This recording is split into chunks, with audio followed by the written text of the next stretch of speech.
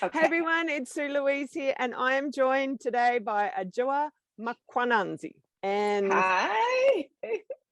she is an amazing makeup artist based out of, are you in Melbourne or Sydney?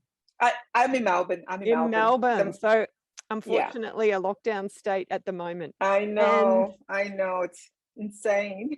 yeah, I've invited Oh, Adjoa on tonight to have a bit of a chat with us about her career, but also a little bit about something that I know a lot of makeup artists in Australia struggle with, and that is doing makeup for darker complexions. So, thank you so much for joining us today, thank Adjoa. thank you for having me. Oh, you are so welcome. If you could start out by telling us a little bit about your backstory. How long have you been a makeup artist and how did you get into doing makeup? Oh my goodness, where should I begin? At the Um, beginning.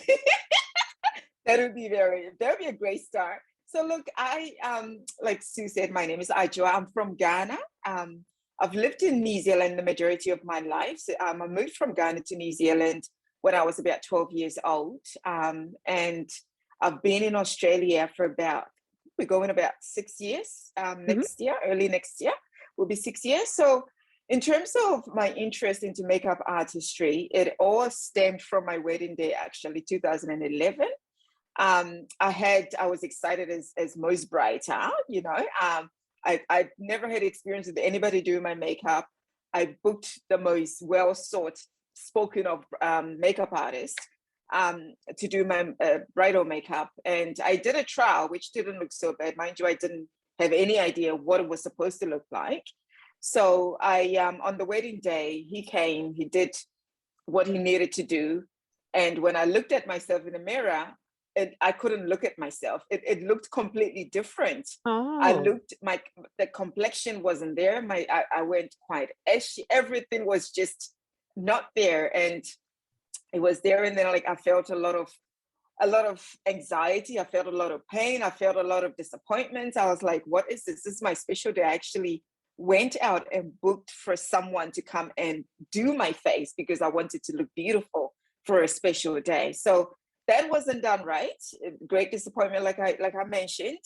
But I said to myself, I actually thought about it for so long, and I said, hang on, I can't go back and change what was done for me that I wasn't pleased about, but I can give it to someone else so that they have a more positive, beautiful experience that I should have had.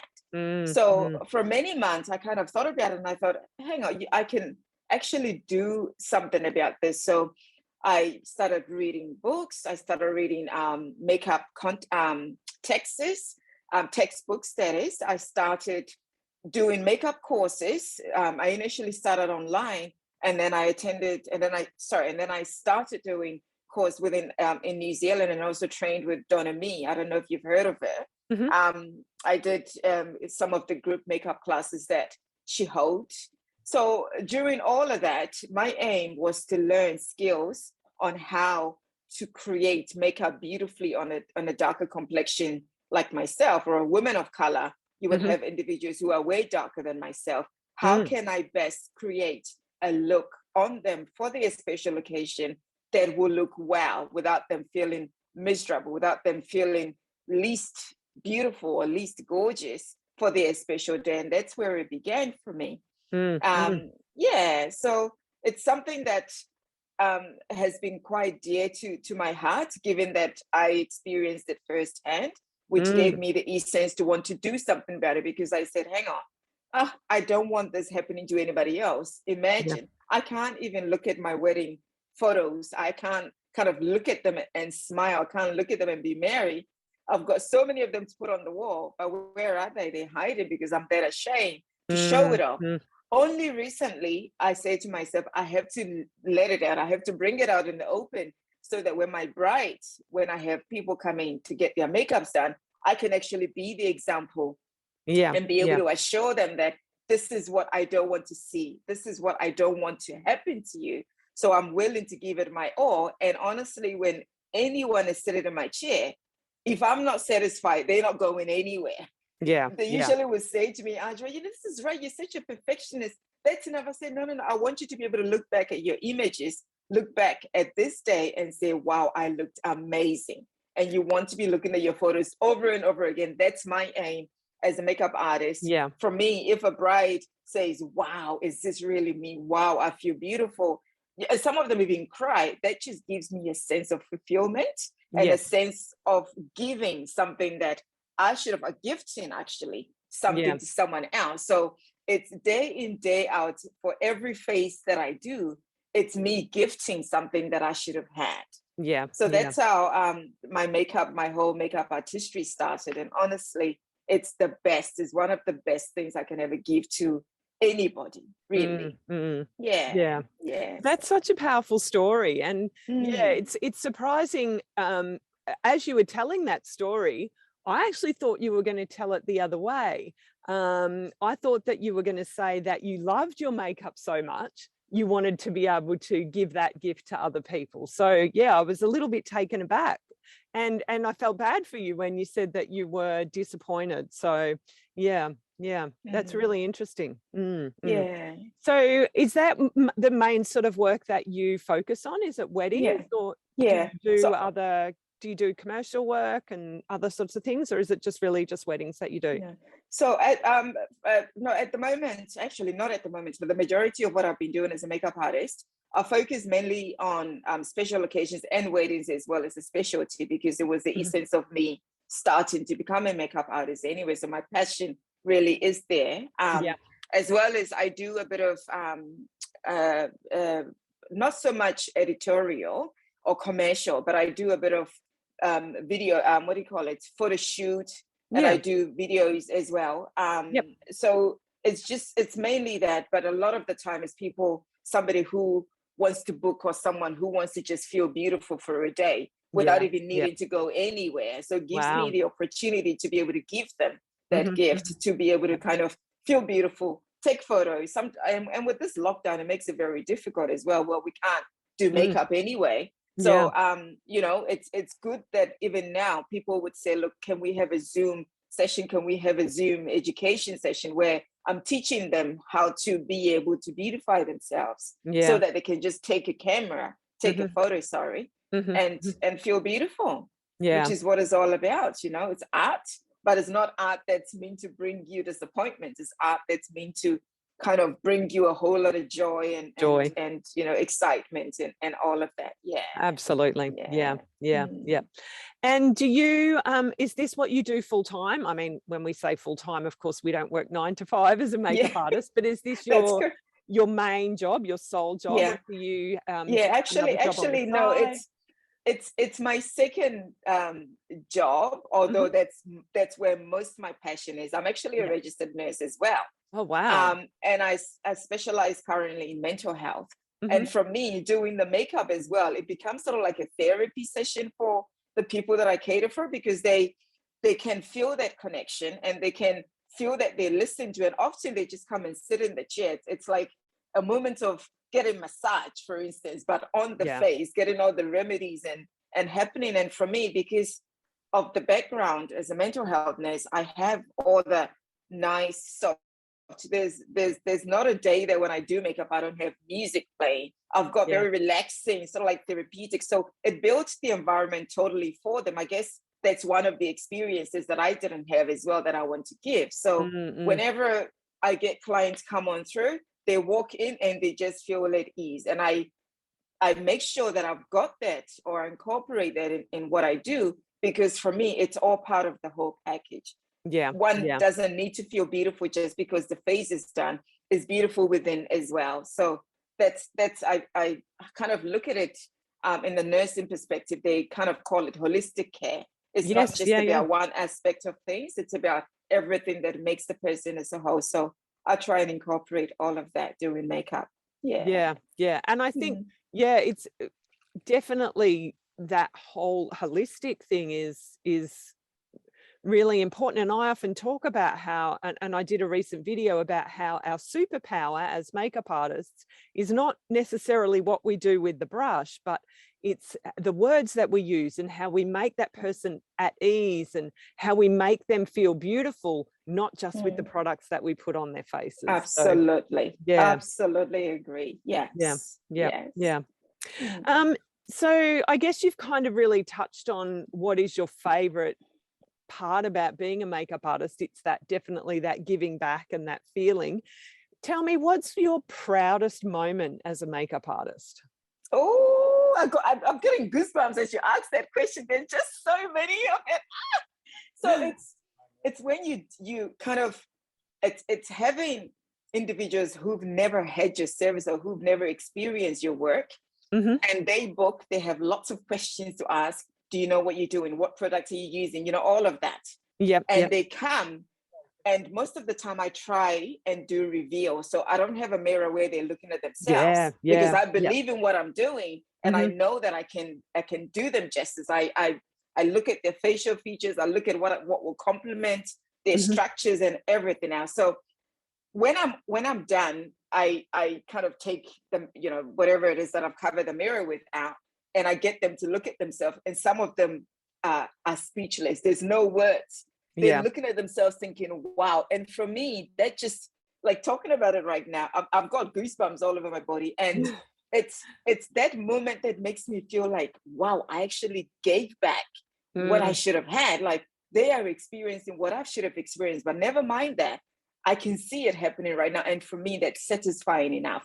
And yeah. that's one of the things that I feel joy, and I feel, how do I put it? I don't even know the words to use for it, but it's such a rewarding moment. It's such a rewarding experience. And when you have clients that keep coming time and time, Mm, and mm. they just sit there and just trust you with whatever you've got to do on their faces, because they know when they walk out that door, they're going to have their phones out. In fact, most of them will have their phones out right by my door before they get in the car. And you're looking at them and thinking, please drive safe, put that phone away, and it's just, it's a blessing. It's a blessing. It really is. And it's fulfilling for me to see the reactions on their faces. And Yeah. most of the time I'll kind of ask them in advance, because is it okay if I don't have you see your looks as we're creating it so you can have a look? And Yeah. some of them will go, oh my gosh, no, I don't. But that's also okay. But still, they kind of look and seeing the whole transition from there to whatever it is that you create on their faces. They are mesmerized, absolutely mesmerized by it, and Yeah. that Yeah. gives me joy. I feel so much happiness, honestly. Yeah. Yeah. Yeah. Mm, So tell me, mm. back in the early days, how did you go about building your business and getting clients right when you first started? So when I first started, it was more or less close friends and family that I worked on, Mm-hmm. and people that dedicated the time. And I wasn't charging because I didn't even know where to start or how to charge. Yeah. All Mm-hmm. I wanted was to continuously keep doing makeup. So I did a lot of what they call TFPs, and I did a Yep. lot Yep. of free work. I did a lot of music videos where it'll be lengthy hours and time slots and all of that stuff. I did so much, Mm. festivals, you name it. So what essentially became, sorry, what was the question? I just missed the whole point.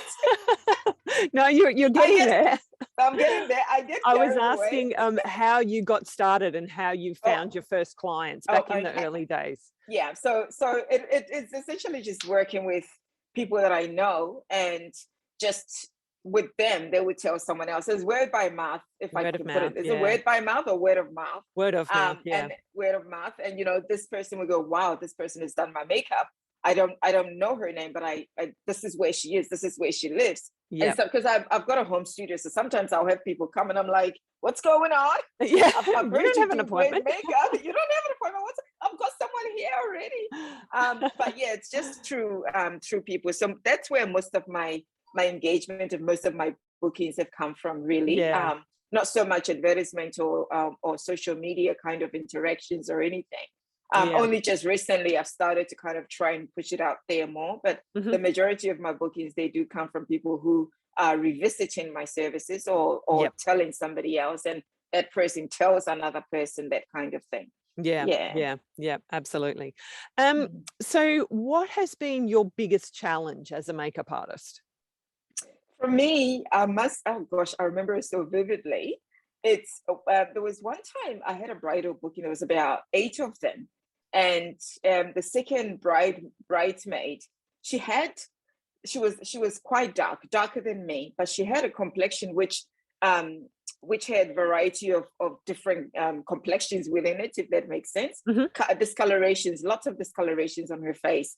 And I also learned that she was actually using skin lightening cream, which defeats, which diminishes the elasticity of the skin. So it makes it very difficult for anything to adhere to. So I didn't know that until I was, I'd done the eyeshadows and I was on the face, doing the face prep and everything else. I found that the foundation just wouldn't go on. Right. It kept sliding off. So she's used the skincare products that has thinned her skin so much that no matter what I did, I used all the skills that I knew as a makeup artist to allow the product to stick. None of it would stick. So eventually I had to take everything. I don't know how many times I ended up doing it, take everything off. And eventually I think what I used was just plain powder. And I just went in and used my mattifying primer because she had oily skin as well. And then went in with powder, translucent powder, and then had to change the foundation that I was using. And it kind of stayed a bit. And as I was working with it, the skin just started being the way that I imagined it to be. It started staying the way that it should. But a lot of the time, that's one of the things that I found challenging, because often some Africans, they do use skin lightening products because they want to be a bit lighter than their complexion is. So for me, I've learned that it's helpful if I'm going to do makeup on anybody to ask those questions within the questions that I've got, so that I'm prepared to know what I'm dealing with. Because, especially if you've got 1 hour slots where you've got about 10 minutes to clean your brushes or get ready for the next slot, you can't have 2 hours with just one person, because no, of course, you just don't know how to work what's happening right there. So that's been my biggest challenge. And the other challenge that I've had, one of the second other challenges that I've had was one lady. I actually traveled to, this was in New Zealand, I traveled to do her makeup. She had all her aunties and her in-laws, everyone in the house. I had previously discussed with her the look that we were going to create. She had chosen. So I went there with all the shades, all the eyeshadow palettes, everything that I needed to create that look. And when I was done, she said, actually, that's not what I want. Wait, let me just go and ask the other people in the house. Oh gosh. I'm not kidding, Sue. There would have been about 10 different people in the house. And they all had a different opinion. They all have a different opinion. And at that time, because I was beginning, when you're starting, it's about pleasing, it's about doing the best. So this person can say, actually like you. So they can hopefully have you back when you start in makeup. You want to just spend as much time as you can to perfect it for them. So believe it or not, I spent about 4 hours. And it's no joke.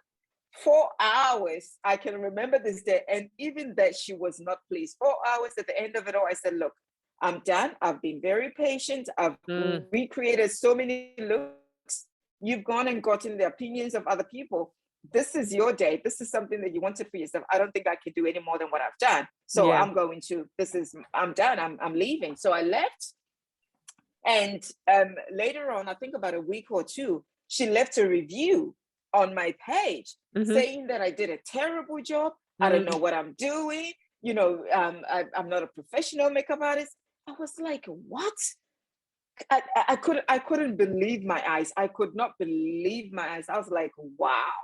Yeah. So having spent all that time, giving her all the patience and opportunity to go and liaise with whoever she needed to liaise with, none of it was registered in the end for her. I guess it was the end product, which ended up to be what we had originally started and talked about. So I was like, what now? So those were, I can remember, this is about maybe 5 years ago, but I can still remember it so vividly. I was like, wow, that's one thing that sticks. And unfortunately, I know that there'll be a lot of moments where, you kind of do someone's makeup and maybe they'll be crying and you've just done the whole makeup and you're about to leave to go to the next job, and they've ruined the whole thing. And what do you do in that instance? I've had, little challenges like that, but ultimately it's all been a blessing, because it's been about what I do as a makeup artist and the difference that I want to make for those people so they can best enjoy the occasion that they want to have. Unfortunately, so that comes with it. No, there's always going to be challenges. So one of the things that I have found here in Australia, at least, because we don't have a lot of, I guess there are more and more now, but I know particularly when I started out, if I would have a darker skinned person come to my chair, they would always pull out their own bottle of foundation because we just didn't have those products, or a lot of those products, and a lot of makeup artists, because we don't, because we don't have that opportunity to work with people with darker skins very often. A lot of makeup artists aren't really that comfortable doing that sort of makeup. And I know we've had this conversation, you and I, privately about, and you mentioned it before about your lady with the lots of different undertones. And I think that's something, the discoloration. And I think that's something that we kind of, we don't really can tend not to understand the same way. So talk to us a little bit about that and how that has led you into creating your own line of cosmetics. So look, the difficulties that we have as makeup artists, for people of color, it stems with us individual persons as people of color. Because often you would go and say, right, please, can you color match me? And I think a lot of the time, from the teachings that I've been privileged to be able to give to people just recently and beyond, we forget to kind of go through the whole process of color matching, ensuring that the lightening is right, ensuring that you actually get your shade before you walk out.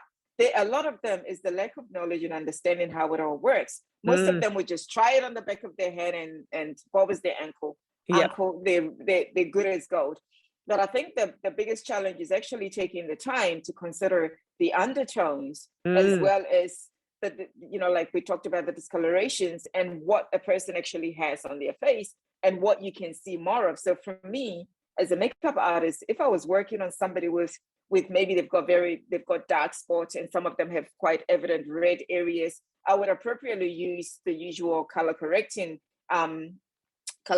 products. But then I will bear in mind the matching. I'll bear in mind what they're actually going to be wearing as well. If they're going to have the chest there and they've got maybe olive complexion down here, but up there is a little bit more. I try to kind of work around in that sense. So I don't just, and a lot of people of color, it's often makeup artists, we usually either would do, the inner part of the cheek or the jawline to color match. But for us, it can be anything. It's the individual that one needs to kind of work with. So it can be either the inner part, or if they've got even skin tone, the jaw area works fine, or even the chest area. So it just depends. But I think, like you mentioned, for me, even when I started, even before I started makeup, getting my complexion was very difficult. So most often I found I needed to custom blend to get my shade. And often you would either have it too dark, or you've got the formulation is just not working right, or you've got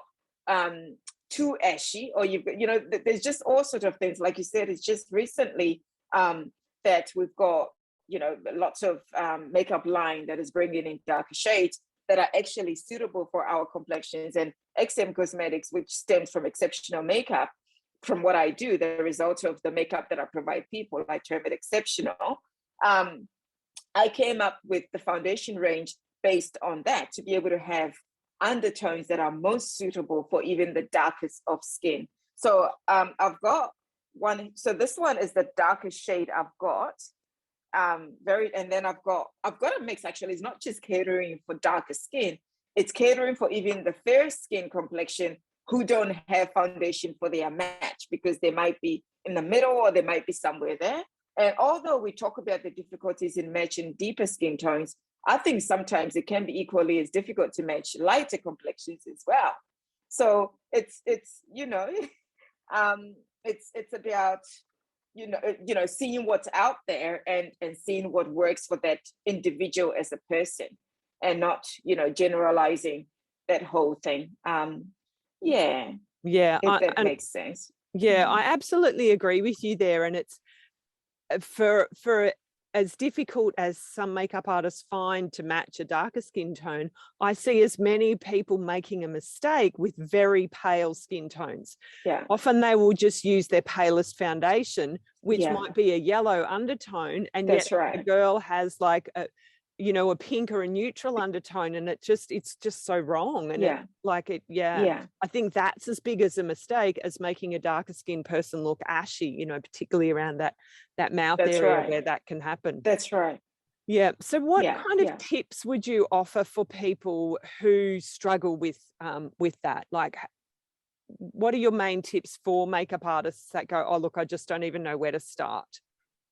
Yeah, I think first have a conversation with them, like I mentioned earlier, about what type of creams they're using, whether they're using any skin lightening creams. Just Mhm. say, look, as part of what I need to do for you, I need to ensure that the product that I choose actually sticks on. That's why I'm asking you these sort of questions.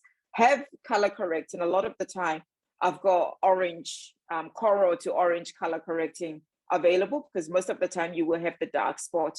And even if it's not that visible, if you use that around, like you said, the perimeters of the mouth, which is often a little bit darker, it just gives you that even skin tone to kind of work with. And yeah, and just ask, the usual question of what type of skin they have, because often a lot of deeper complexions, they've got oily skin. Only the ones that kind of use creams to lighten their skins will have maybe very dry to maybe combination skin, if I may call it. But it's just, it pays to have a conversation with them so you understand more of what they do to take care of their skin as well, rather than kind of assuming and putting a generalized product that you maybe would use for most of your clients, thinking that, okay, this one is a dark skin girl, she would suit this kind of product. It pays to have that kind of conversation. And yeah, have lots and lots of color correcting available. That helps a lot. And sometimes with the green as well, because often if they are lightening this, if they are lightening their skin, they will have lots of patches of red areas as well. So you would need a bit of the lavender / green corrector around. Yeah, that's Yeah. interesting. I didn't realize it was so prevalent amongst the Yeah. African community to use the skin lightening. I mean, I know the Koreans tend to like those sort of products, and some of the other Yeah. Asian countries as well. I didn't know it was the Africans as well. Yeah. What would be your best advice for makeup artists who are just starting out? Oh, when I started out, I was like, I need this, I need that, I need everything. So if I can give any advice, don't rush it. Learn to use the skills that you have more so than worry about the products that you have. Because if you've got a product, one that costs maybe $20 and the other one costs $100, it's how you actually use the product to create the looks that you create on individual faces. So don't worry about high end or buying the most expensive product, because if you've got those products and you can't use it, then it's pointless, completely waste of money. And of course, most of these products come with expiry dates, and you have to empty it all out, and just avoid buying so many products, because you're going to end up throwing them all away, especially if you don't get repeat complexions or skin tones that you would use for your product, apart from eyeshadow palettes and all of those stuff. But get as minimum products as you can. Learn the art of custom blending and custom mixing.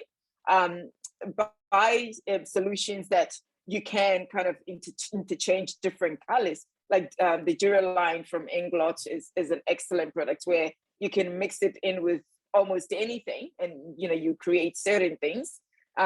So just buy the least of things, really. Don't worry about what you have. Worry about what you can do with what you have. That's the best Excellent. advice I can give, because I made a mistake. Honestly, right now I've got so many products and I still buy. I'm still buying, So yeah, don't make the Yeah. mistake of doing that. Yeah, Don't make. yeah. That's excellent advice. Excellent Yeah. advice. Okay, I've got a couple of rapid fire questions for you. Sure. Number one, what is your favorite foundation for your brides? Ooh, I'm gonna say the Cosmetics Radiant Of course. Foundation.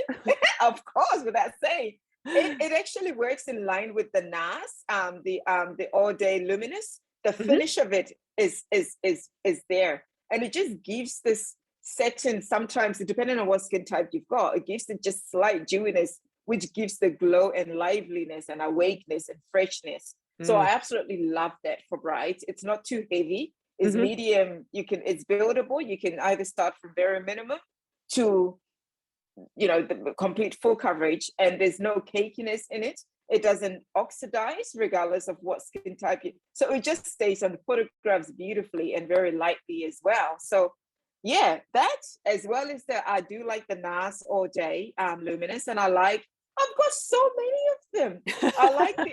I like the Huda Beauty as well for my brides who wants the full-on glam, the complete full coverage. Yeah, the full coverage. And and then I actually I do like the NARS, sorry, not the NARS, the MAC Prolonged Waterproof Foundation as well. It's quite an amazing finish. So, and of course the Lancome Tain Idol foundation. So there's just so many that I kind of go for depending on what finish that person individual wants. Yeah. And of course I take photography and everything else into perspective. Yeah.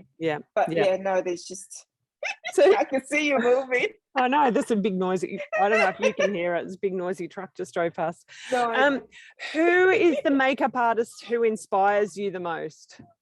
Oh my goodness, there's quite a few. Mario, is it Mario? That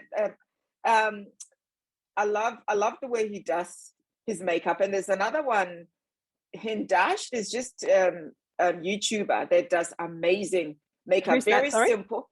I think his name is Hindash, if I'm not mistaken. And God, who else? Who was? I mean, makeup artist that I'm inspired by me. And what I create, I'm forever wowed by the creations that I do. And I am inspired. Who else is my inspiration? Actually, there is no one person. Oh, Laifa. There's this Nigerian makeup artist. Her name is Laifa. It's just the technique. Sometimes for me, the techniques and the way that they go about, when it aligns with the principles of how I do my makeup, I find that I'm more kind of in line with that and kind of you know. I do like what's his name? What's that Australian makeup artist? Oh gosh, the name is just gone out of my head. No, Morris. Oh, Ray Morris. Ray Morris. I love her work as well. And I do like Bobbi Brown. I like Bobbi Brown's work as well. Yeah. So those two. Lovely.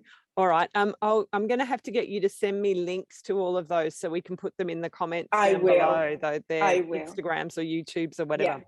And the final question before we start to wrap up is, if you could do anyone's makeup, living or dead, who would it be? One person. One person. Okay. Yeah. I think it'll be Oprah Winfrey. I think it will be Oprah, because I want to be able to have that conversation, have meaningful conversations with her while I'm providing therapy. And I know that she's got that oomph with that wisdom to be able to engage. And I can only imagine the patience and the willingness to want to engage and accept all that beauty therapy and everything else. So and I would love that. Oh, I would. The last interview I did with Carly Stone, we talked about Kevin Aquan, and I don't know if you've seen it, but there is and I feel like I watched it on TV back in the day, like on the Oprah show, but maybe not, maybe it was on YouTube somewhere. But I saw the time that he did her makeup. He came into the studio, so she came on to set with no makeup on. So she looks obviously really, really different. And he did her makeup. He did her up to look like Diana Ross. You know how he had that uncanny ability to be able to make, the Making Faces book, of course, where he made a superstar look like another superstar. So he made Oprah up to look like Diana Ross. Oh, wow. Just incredible. But watching that, and I need to look at that then. My goodness. Yep, you need to Google that. Okay, so tell us, where can people find out about you and also about Xceptional Makeup? So I've got a website, xceptionalmakeup.com, and I'm also on Instagram as well. Instagram, there's Xceptional at Xceptional Makeup. And then for the cosmetics, it's XM_cosmetics on Instagram as well. And I'm on Facebook for the same XM Cosmetics and Xceptional Makeup as well. So I'm everywhere. I'm not on Twitter though. I never understand Twitter and how it works. Australians, so we don't really do Twitter it. I mean, the Americans are all over it, but we don't do it here. Yeah. I'm more Instagram and websites. Same. There's enough. There's enough. It's enough. It gets Yeah, so confusing I'll pop otherwise. all those lines, I'll pop all those links in the comments down below. So if Yeah. people want to go and check you out, they can do that. Is there Yeah. anything else that you would like to add? No, I just want to say thank you so much for this opportunity. And finally, like you said, we finally meet, not so much meet in person, but meet and kind of talk about these things. It's Yeah, exciting. yeah, And yeah, and then just thank you for the opportunity to be able to come and share a bit of my story. It makes me privileged to be able to share with others. And that, you know, as makeup artists, we need to understand that there's so much that we give to other people. And we do, because somebody could be upset and walk through our door, or we go and see them, do their look, and they're happy. And that's enough, you know, yeah, for us to be able to appreciate the work that we do. We give a lot to somebody. mm, We give so much to yeah, people, and they yeah, do appreciate it. So we need to appreciate the work that we do ourselves as makeup artists, and know that we are amazing in the art that we provide other people. yeah, Yeah. absolutely, Yeah. absolutely. Mm. Well, thank you so much. Okay. So thank you so much, Adjoa, for joining us today. I really enjoyed hearing a little bit about your story, and I hope that you guys have enjoyed this too. If you have, please give us a thumbs up. If you've got any questions for Adjoa, you can find where to contact her down below, or just pop your questions in the comments down below, and I'll make sure that she comes back to check on them and answer them for you. Don't forget to subscribe to my channel and ring the bell so that you'll be notified next time a video is uploaded. Thanks so much for watching, and bye for now.